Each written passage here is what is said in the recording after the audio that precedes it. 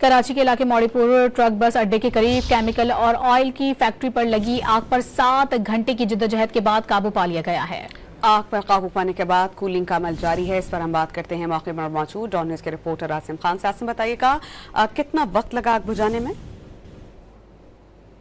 जिस वक्त मैं कराची के मौड़ीपुर गेट नंबर 6 के करीब मौजूद हूँ, जहाँ पर अब से 7 घंटे कबल एक केमिकल फैक्ट्री में लगने वाली आग जिसने तेल की फैक्ट्री को भी अपनी लपेट में ले लिया था, इस वक्त जो है ज़्यादा तरीन मैं आपको इत्तला दे रहा हूँ कि आग पर काबू पा लिया गया है। Chief fire officer Humayun Khan के मुताबिक आग पर काबू पा लिया गया है और कूलिंग का अमल इस वक्त शुरू कर दिया गया है। 7 घंटे लगे इस आग बुझाने में। जिस वक्त ये आग लगी थी तो इसमें से गहरा काला धुआं और जो है आग एक शिद्दत की आग थी, जिस पर फौरी तौर पर फायर ब्रिगेड को तलब किया गया और फायर ब्रिगेड की 10 गाड़ियों ने मुसलसल तनदेही से काम करते हुए इस आग पर अब काबू पा लिया है। कूलिंग का अमल शुरू हो गया है। कोई जानी नुकसान नहीं हुआ क्योंकि लेबर ईद की छुट्टियों पर है और इब्तदाई तौर पर बताया जा रहा है कि शॉर्ट सर्किट की वजह से आग लगी और यहाँ पर फायर सिस्टम कोई मौजूद नहीं था, जिसके लिए अब तफ्तीश का आगाज भी किया जाएगा और फिर इस फैक्ट्री मालिकान के खिलाफ कार्रवाई भी की जाएगी। ताहम इस वक्त सूरत हाल ये है कि कुछ हिस्सों में जो आग बाकी रह गई है वहाँ पर